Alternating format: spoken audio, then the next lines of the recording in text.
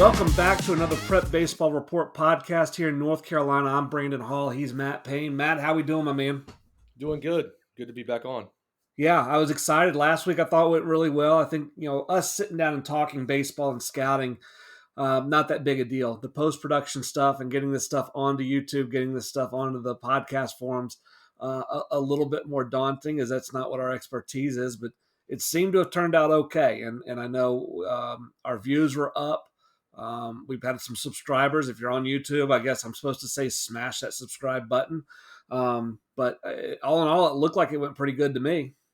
Yeah, enjoy doing it, and always good to talk baseball and talk about the players we're seeing. Yeah, no doubt, no doubt. As we jump into what's going on this week, we had a big week on the field. We had our first preseason All-State, and that led us into seeing, we see roughly about 35, 40 athletes in Waxhaw, North Carolina. Rainy day, nasty day. Was scheduled to kind of get outside and just couldn't. But we still saw a lot of talent. What did you see? Really impressed with the event. I know you made the comment after about one of our groups that hit, and from top to bottom, that may have been one of the better groups we've had in a long time in one round. And I thought the players performed well. It went well. Happy to get back at it, and the talent didn't disappoint. Well, let's start with the pitchers. That's where we started, and we had some hiccups, and I think some of it was human enforced. But anytime we're running all the tech that we're running, every now and then there's going to be some things that happen, and we were battling with TrackMan there. But I thought the players, the kids themselves, did a really good job kind of keeping their cool and staying maintained, and not letting that get to them, because we had some guys perform pretty well when they got on the bump. Anybody that initially stood out to you as you're going through some of the stats yesterday and posted the stat leaders? Jake Kakovic in the middle of basketball season. Velo probably wasn't where he wanted it to be, and it's not where it's going to be in the year. But the breaking ball was like 75, 76. Just like his athleticism. And then I know you liked him, the freshman from Audrey Kell, Owen Green, the left-hander. He threw first on the day and started things off well. Yeah, it was my first sighting of Owen. Like you said, freshman at Audrey Kell High School, and an athletic build, broad shoulders. He's going to have plenty of room to put weight on. 5'11", 155. The arm action was athletic. I mean, even as he's getting loose, you kind of just stop and watched him. And realistically, right now, he may be an outfielder first. I thought his BP was pretty good too. Where's his weight going to be? Where's his strength going to be? How fast is he going to be? Is he going to be able to stick in the middle of the field? Plus, being a premium left-handed pitcher, so that may play itself out over time.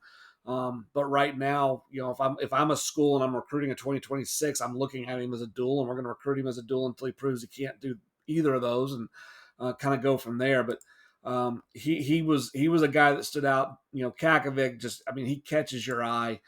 Steps on the mound at 6'6", 185. He has a presence about him. He has some athleticism about him.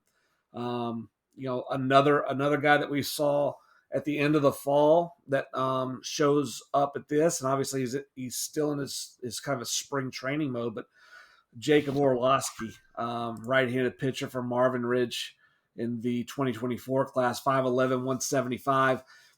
And Jacob's got the ability to spin the baseball, and it stood out even indoors. The ball has depth to it. There's a profile there where that pitch has a chance to get some outs as he continues to progress up levels, but definitely while he's in high school. Drew Fletcher, another guy from Marvin Ridge, thought he threw it well. Spun the ball really well during his pen. No doubt. Yeah, he was a name I've kind of marked, and it's a difficult setting sometimes. They're throwing to guys they've never thrown to. They're throwing on bullpen mounds they've probably never thrown on. They're indoors. It was raining outside. It's hard to get loose. We gave them all the time in the world and let them do whatever they needed to do. But I was impressed just overall with the group and how many strikes they threw. Right out of the chute, bang, bang, bang. I mean, and with the issues we were having with TrackMan, we didn't even put a net in front of TrackMan, and it didn't get hit or dinged once. And I was going back through my notes and looking at that. That was extremely impressive from those guys. Yeah, no doubt. And good group of kids to be around too. They seem to enjoy themselves and interacted with us, and I know that's one part of it we enjoy. No, yeah, yeah, and the smaller groups. Obviously, this early, it's going to be a little bit smaller roster. Not as many players maybe are ready to showcase. I know we're getting ready to sell out Greenville, our East event, which is not this weekend but next weekend, and then also Kernersville, our Central event, is probably very close to selling out. Those are the two events that are closer to the high school season. They're closer to the scrimmages, and so those guys are a little bit more dialed up. These smaller events give us a chance just to hang out with guys too. Sit and talk. And as we move into the hitters, I'm sitting and talking with one of the dads a little bit and one of the players a little bit. And then it pops in my mind. I watch him get in the box and he just looks familiar. And then he turns around and hits left-handed, which I don't think we'd seen him do before. And it clicked that, he looked like his brother, who was a high round draft pick by the Atlanta Braves, Braxton Davidson, but Caden Davidson, 2025 from TC Roberson. Tell me a little bit about what you thought on him. My first time seeing him in person, we'd seen video, and he had played well, I believe, at the MPI and one of our fall events at Lake Point. Um, Good body, a lot of length in there. Thought he swung it well. I knew he hit right-handed, barreled a lot of balls, and he turns around from the left side, and he's got bat speed there too, and it definitely has a chance. And I'll be interested to see if he hits left-handed any during the high school season at TC Roberson. Um, Good actions on the infield too. Profiles. I think he has a chance to stay at third. Yep. Relaxed hands, and really good seeing him in person.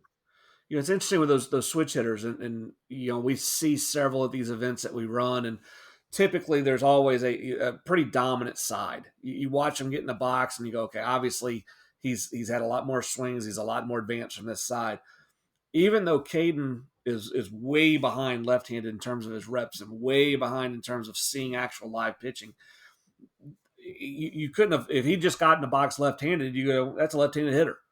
It was pretty impressive from that standpoint. Now he is way behind in terms of seeing pitches and pitch recognition and live game action from there. But it's a chance to be a physical frame down the line. It's not yet. It's just a tall, lanky frame right now. But you feel like he's going to add strength and see kind of where that goes. So that's going to be an interesting kind of case to follow. And it was interesting for us watching that, from a switch hitting standpoint and what we see with those guys in these types of events. Yeah, most of the time the bat speed lacks from one side, but if you don't have bat speed, it's hard to hit. And he showed some bat speed from the left side, so he has a chance. I think he was part of that group we were talking about. He was. It was the infielders, right? Mm-hmm. The Meridian LeFew, I think, was in the group. Xavier McQuarrie was in the group. Jake Parham was in the group. And of that group, was Tyler Asbury in that group as well? No, he was in the first group, but he was in the first group. So Tyler kind of set the stage. And 2024 grad, Metrolina Christian. Metrolina Christian is going to be good. I know I think they played for a state title last year against Charlotte Christian. But Perry Hargett at short. Asbury's got a chance to stick behind the plate. They're going to be okay enough on the mound. They're going to have some strike throwers, but they've got some depth in their lineup, and they've got some star talent at the top. And Asbury, it was loud, and inside that building, and it's a metal building, it was almost deafening. The ball is just coming off line drive after line drive after line drive. Yeah, he showed arm strength behind the plate as well. I think he was up to 78 or 79 from the crouch, and not a lot of effort in there either. He was hitting balls hard and with a balanced, relaxed approach, and fun to watch. And you touched on the infield group. It seemed like every guy that got in the box was just finding barrels. Yeah, and it makes you wonder because it's been a while since we've actually been and evaluated a high-level event. We know we're going to have good players there, but you're trying to go through and grade guys a little bit while you're watching them, and it's player after player after player gets in there, and I'm putting decent grades on them. I'm going, okay, I may have to recalibrate. I don't know, but I went back and looked at some video we took on our phones. I went back and looked at the numbers as they posted. I'm going, I felt like my grading system may have been too soft because I put such high grades on some of those guys, and especially in that grouping. And we don't normally see player after player after player, even at high level events, even our pro cases. You're not just putting glorious grades on guys time after time for everything they do. But that group was pretty impressive, just top to bottom. What they did. No doubt, and whoever taught the Parham brothers to play defense has done a really good job. You know, That was it. I mean, Was in uh, Jake's a 2025 from TC Roberson. The body's still developing, and obviously we remember the older brother came with us to future games and is committed to East Carolina. And Jake's not quite to where his brother's at, but it's always neat to see those brother combinations, to see the older brother kind of take some pride in what the younger brother's doing, while still kind of giving him a hard time. I think there was some of that sibling love there going on, but I think Jake's going to be a standalone player. He's not going to have to ride coattails of anybody because fundamentally extremely sound. no doubt, good BP too. Just simple line balls to the middle of the cage, and it'll be fun watching that group play this year. They got a chance to be good again, and there's something about programs that have been to the mountaintop, and the players around the program know it can be done. They've seen it done from previous groups, and obviously this group lost in the Western Conference Finals or Western Regional Finals to Providence last year, but they returned a solid core of that group, and they did it last year without really having to rely on an ace. They kind of mix and match, and they went into some games and said, okay, we're going to throw five, six different guys today, and if we find a guy that's hot, we'll just let him ride. And I think they have a chance to do that again this year. Yeah, and talk about those programs. The McCory kid he'll step in at Providence and Yep. contribute there this year. I believe he had a good day. Yeah, so Xavier McQuarrie, a 2025 Providence High School in Charlotte, North Carolina. 5'10", 150, but it's an athletic build. There's strength already present. He's gonna get stronger. I don't know that he's gonna ever be 6'2", 6'3", but at 5'10", 5'11", 6 foot as he continues to grow, he's gonna be plenty big enough for the strength he's gonna have. I thought actions were advanced. And he's got a chance to catch the ball at an extremely high level. I think the arm's got a chance to stick him on the left side of the field with ease. And he's a left-handed hitter, so kind of a premium bat for an infielder too. Getting some schools that have already contacted him after Sunday that I know of, starting to put some marks on him, just because of what's obviously there, and then what it has a chance to become.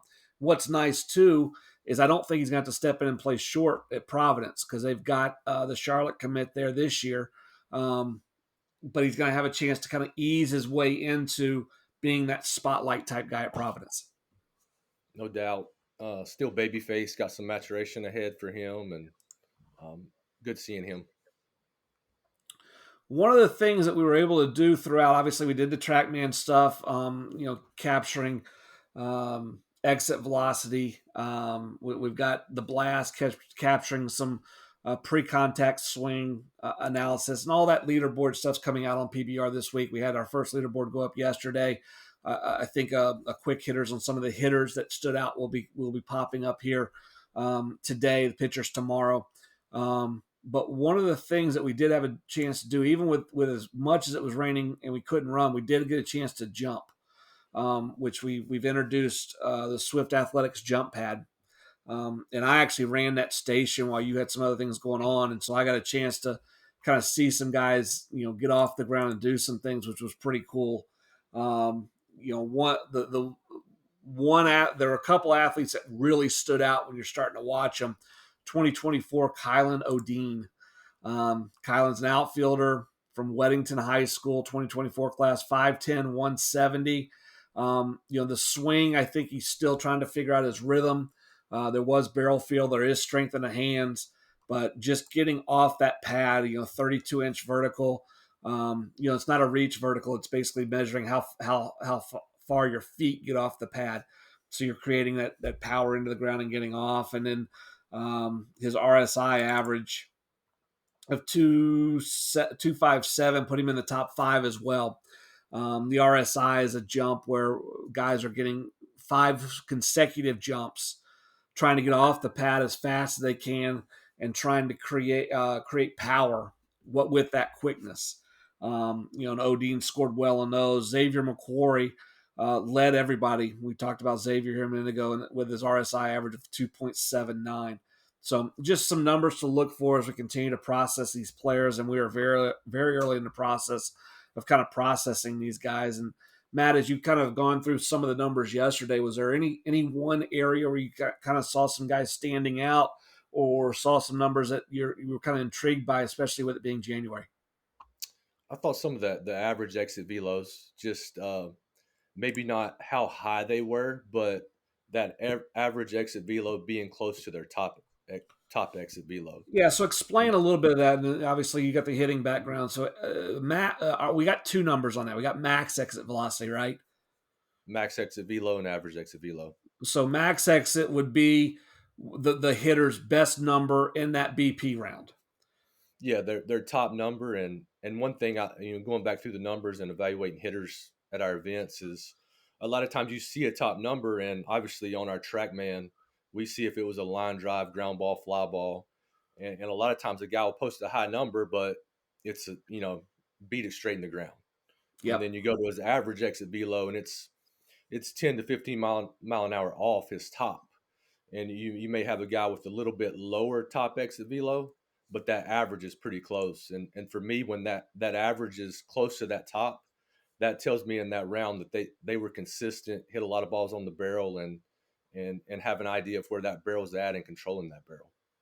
Yep. No, that's a really good point. And on that notion, I want to point out that we had three uncommitted seniors at the event on Sunday. The first one, Ryan Hawkins, 2023 from East Mecklenburg, plays in the South Charlotte Braves organization.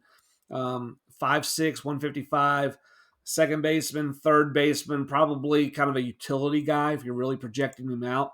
Again, didn't get a chance to run, which I hate not being able to put a good run grade on him. But for a guy that's 5'6", 155, he produced a max exit velocity of 95.6 miles an hour. And then, like you're saying, his average exit was 88.5. Now, his swing is geared to line drives and ground balls. He knows his game. He's not popping balls in the top of the cage. He's not hitting balls 400 feet. He's trying to hit line drives and trying to hit balls on the ground. And I think with that swing, he has a chance for that to transfer into games as well. Yeah, there was quickness in the bat, and he has some strength in his hands, and like you said, he has an idea of what type of hitter he has to be to contribute at the next level. Brian O'Connell III is our next senior. Eastern Guilford High School, 5'10", 190 pounds, catcher, right-handed pitcher. Chance possibly to do both at the next level. The arm action is a little bit of a kind of a reach, and he gets into some positive positions as the foot gets down on the bump. I like him behind the plate. There's arm strength. The ball carried pretty well out of his hand. He's 80 mile an hour out of the crouch. I'm sorry, 79 mile an hour out of the crouch. And then in the box, there's strength. And he's a guy that's getting close maybe to making a college decision. I know there's some schools that have shown interest. What were your thoughts on Brian? Another good day. Controlled in the box. He's got strength and bat speed.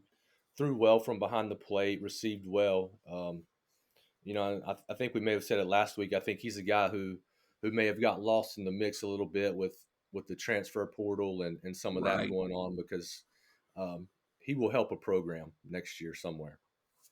The third senior was Jake Claywan, Weddington High School, 5'9", 155, outfielder, second baseman. When you're watching Jake and you're just trying to see, okay, what does he do? I don't know that the workout setting is the best place to put a great grade on him because he's got some action. There is a little bit of effort in there, but there's hand strength and there was barrel feel. And there is even without us running up, you could see he has quickness. He has some burst about him. What were your thoughts on Jake?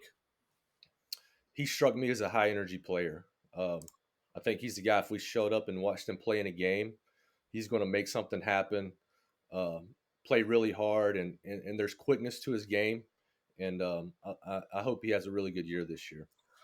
Claywan and O'Connell both, with their jumping, vertical for Claywan was 29 inches, for O'Connell 28.3, which puts them. It's anytime you're in that 30 inch range, you're going to be kind of towards the top 15% of the guys that are going through these testings for. So All in all, a really good event. I thought the athletic barn in Waxhaw allowed us a facility to get a lot of things done.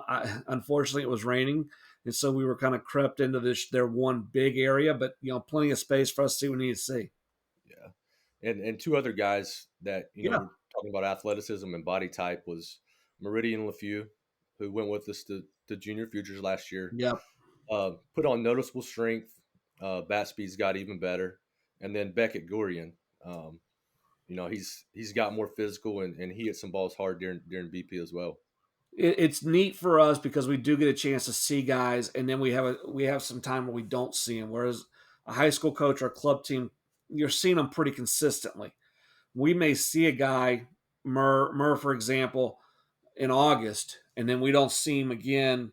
Maybe we see him once in the fall, and then we see him again in January.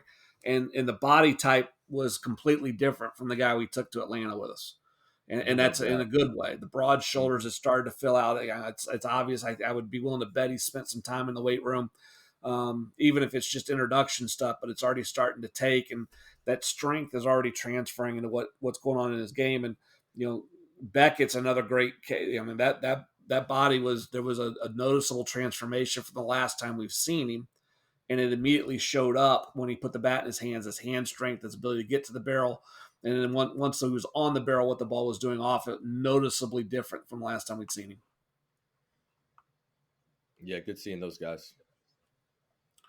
Let's move forward to our next and our second preseason All-State. Again, going to be a little bit of a smaller event.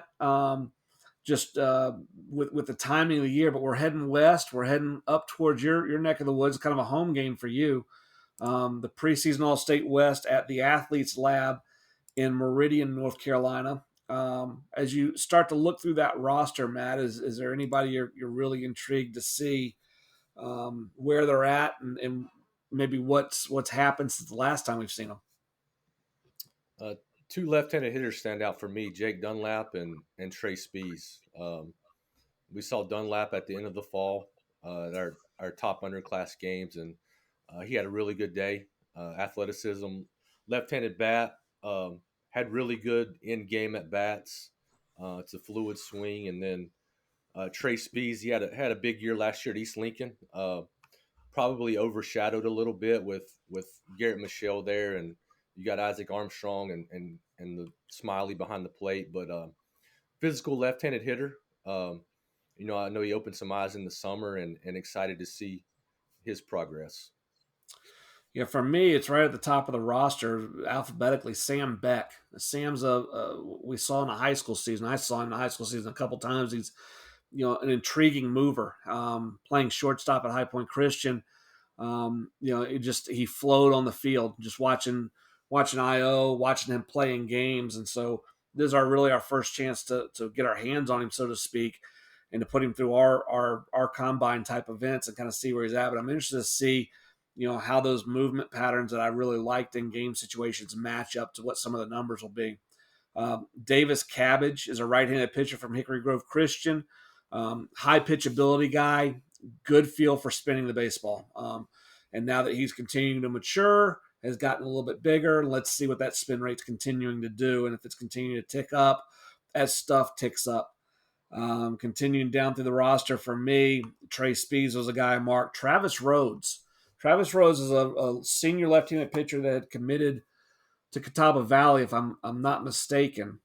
Hmm. And when Catawba Valley is going through, they're trying to figure out if they're going to have a program moving forward next year from their president and CEO and whoever else down. The baseball guys are terrific people and kind of just left hanging, dangling in the wind. But Travis, not knowing what their future was going to be, I think had dropped that commitment. I think he's still open. But it's a left-hander that came to our top prospect games and had made a jump. And it's elite chance to be really, really good. Arm speed, fastball. Maybe bump 90. It's January. It's probably a little early for that, but it's possible.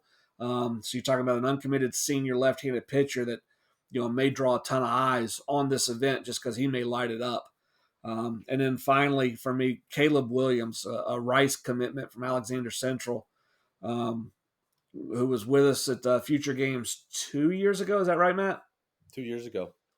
And sink slide guy, and followed. He committed to a different school. The pitching coach left that school and is now at Rice, and he followed that pitching coach to Rice. So I'm kind of interested. Obviously, there's some metrics in there that and Rice is a highly analytical program. I'm kind of interested to see what we see with his analytics, even in January. Whereas Rice going outside of Texas to get a player, they've obviously seen something they like. Yeah, and I've heard his velos jumped a bit since last year, so interested to see where he's at. Another guy I'm excited to see is Hank Matthews. I've heard that name floated around with some travel ball coaches, and I believe this will be his first event with us. So looking forward to seeing him as well. Obviously, a really good roster. Hunter Honeycutt scheduled to be there from Pinecrest. App State commit as a catcher, really a utility guy. He's kind of he makes these events flow when he shows up because he's got so much energy. So we always like seeing Hunter there. He's one of my favorite guys. No doubt, no Love doubt. And, interacting and with him. Love watching him play. It's I very rarely get excited when guys make commitments because it's just part of what we do. We see so many, but when he made his commitment, I was legitimately excited for him no because doubt. we've seen that work pay off. We saw him as a younger, really undersized player. We saw him fighting for playing time at his high school. He's giving himself all sorts of options. He's switch hitting. He plays catcher. He plays infield. He plays outfield. I mean, he is a legitimate utility guy that may find his way into a lineup as a freshman at App State just because he can do everything. And at some point, they're going to say, okay, who can do this? And Hunter's name is going to keep coming up. And you keep saying the name in the office over and over and over. And at some point, he's going to be in a lineup. So excited to see him too. When you watch him at our events, his preparation for everything that he does. I mean, he has a plan. He knows what he wants to do, and he's serious about his routine. No doubt. No doubt. Well, we'll move forward. The last thing I had on, and obviously we've been a little mechanical at times. We got to talk about players. We got to talk about what we've seen. We got to talk about what's coming up. But as we get into the preseason evaluations, I wanted to talk to you a little bit about the process that you go through, that I go through, in terms of evaluating players. Obviously we saw some players really, really good. We saw 2 rounds of BP for some guys, and we put some good numbers on those guys because of those 2 rounds of BP indoors against a guy that freaking, let's be honest, Coach Borowski finds some barrels sometimes. What is your plan when you're doing these grades and you're evaluating these guys, and how does it kind of start for you? How does it evolve for you? And eventually, when you were coaching, leading to who are we going to offer for us? How does that fall into the rankings? Uh, Watching those guys in the workout setting take BP, obviously you have to look for bat speed and athleticism, and if they have any barrel awareness. And then you try to look at how does that swing play against quality arms. And we put that initial grade on them. Basically, I do without seeing the TrackMan numbers. I try to watch Right. and grade them out that way, and then you go back and see the numbers, and you can adjust based on that. But I mean, as well as I know, you can have all the bat speed in the world or all the strength in the world, but the swing's got to play a little bit too. And the best evaluations and best grades come from gameplay. I mean, Yes. we've all seen the workout warriors and the 5 o'clock hitters, but you got to be able to toe it up in the box against a quality arm and compete. And sometimes in a workout you don't get that, but you talk to coaches and you learn about kids' makeups and their competitiveness.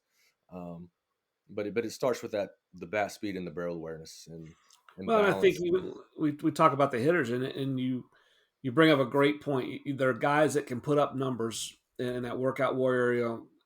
The bat finds the barrel, and it's 90 plus off the barrel every single bang, bang, bang, bang, bang. When we actually go back and look at it, is there length in the swing? Is the swing direct? Is there rhythm? Is he on time? Is he cheating to get there? Is he beating balls in the ground? Some of that gives you some telltale signs. And then trying to project out. And if we have to make a decision just off the workout, I mean, you have to put a number on it for what we do. That's why you and I, the vein of our existence, sometimes is those rankings, because we sometimes don't have enough information, especially at the younger ages. It's an educated guess off of what we've seen happen in the past. But you do have some guys fool you sometimes. Guys with really pretty swings get in the box in the game and just can't pull the trigger. They take 3-1 fastballs right down the chute and then have to battle their tails off in 3-2 and go, man, he's a great 2-strike hitter. Well, he shouldn't be in 2-strike situations. He should have hammered that ball. It was the 3-0, the 3-1, the 2-0, and driven that ball. We don't see that in the workout. Spin recognition. We can see some of that in a workout, but there are guys that hide that too. There's some guys that just don't pick up spin, don't see it, don't like it, get frustrated by it, get antsy, and just swing as soon as they see it. There's all sorts of things, and so it's that combination as we're really working towards their senior year of their workouts, and that gives us a clearer picture of maybe what their ceiling is and their gameplay, which really tells us what they are right now. Yeah, I know. We put eyes on a kid sometime last summer, and he put up really impressive numbers. And you're kind of thinking, was this kid uncommitted? What's the story? And you go back and you check some numbers, and the strikeouts are high, and that kind of tells you right there he's still learning to recognize spin or how to handle better arms. And Right. there's a lot that goes into the grade. Obviously, you can get a lot from a workout, but if you can't do it in game, you only have so much value. Well, and then we look at the same thing happens with guys fielding. That controlled environment with a 3-hop ground ball. If you're really watching what's going on, you know which way the ball is going to go if you know the patterns. Or a practice setting and you're used to that guy hitting ground balls at you, versus a game setting where a player top spins a 95-mile-an-hour ground ball at you. Now, how do you really react? Do you really trust your arm? Are you able to sit back on a ball to get the hop you want because your arm can play, or do you have to play through everything because you need to hide your arm? If a guy's going to be a 4-3 down the line, and then even larger aspects of knowing where to position yourself. Where do I go on double play depth? Where do I go if a guy can run a 3-9? How do I play? Do I play faster? Do I shorten up? Some of that's coachable, but some of it's instincts too, and that can play into that player grade that we're giving guys. And that's why I think at the end of the year, there's times where you see our list, and obviously top end of the list are guys that we have a projection on. Okay, that guy has a chance to be a pro player. But there's guys in there that you go, he's going to be a solid, great 4-year player that may never play professional baseball. But because he does so many things well, we have to grade that guy higher than the 6'4" elite exit velocity, but swinging and missing right now type guy. And it's hard for us because, and we get questions all the time. How did you figure that? Why did you have that guy there? And some of it's just, we put the similar grade on the guy and we picked a guy. Every year at our border battle or our top prospect games where we get to see them in game action, we'll have a guy that his run time is very average or maybe slightly below average, and then you watch him play, and we always say that kid plays faster than his Right. run time. Right. And I do love what we're doing with Swift now. And I know the gates can be a little tricky and not your favorites at times, but the getting the 10 and getting the 30 and getting the 60. I was in South Carolina on Saturday for their Preseason All-State North, and they had several younger guys run really good 30s and just die running the 60 and just couldn't finish it. Well, that's explainable. They're just not strong enough to run a 60 yet. There's a strength component to being able to hold your maximum speed for 5 yards, 7 yards, 8 yards. And then how quickly do you fall off that cliff from your maximum speed? If you're able to maintain your maximum speed for 2 to 3 yards longer and then gradually decelerate, even when you're trying to run your hardest, your body's just going to gradually decelerate versus falling off the cliff. It's the difference between running a 7 flat and a 7.6. And so that's what you see with some younger guys. But that 30 gives us a pretty good idea because you can see body type, you can see how they're running, and then you can see the time, and then we can project that out and go, okay, he's running a 7.5. He probably plays like a 7 flat, and he may eventually run a 6.8. That projection becomes easier when you have that information. Yeah, and getting to see that initial burst off the line and how quick they get it going. Well, Matt, we short and sweet this week, and we're going to continue to try and bring all the baseball fans the best of what we got going on. One of the things we are going to try and do in the coming weeks is maybe make it a little bit more interactive. We're not going to be a call-in show because honestly, I haven't figured out that technology in terms of I'm not giving people my cell phone number just to call into this. But we do want some feedback. What would you like to hear us talk about?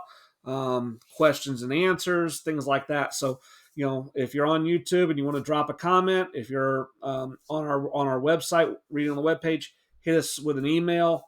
If you've got our numbers, text us. Just let us know what would you like to see in these podcasts as we move forward. Because man, we could sit on here and talk about players all day long. I think sometimes we're talking about individual players that matters to a small community of people. I think there's some bigger aspects of things that we can really get into that people would want to see and want to talk about. Like, did Matt Payne ever get ejected for arguing balls and strikes? I think that's a podcast that we're gonna have to get into. Yeah, I'm sure we definitely have some stories we could tell. But well, there's no video on me on YouTube, so don't search. It's my name. There is. If you really want to search, it's there. So, all right, man. I'm looking forward to this weekend. Great job today, and we'll do this again next week.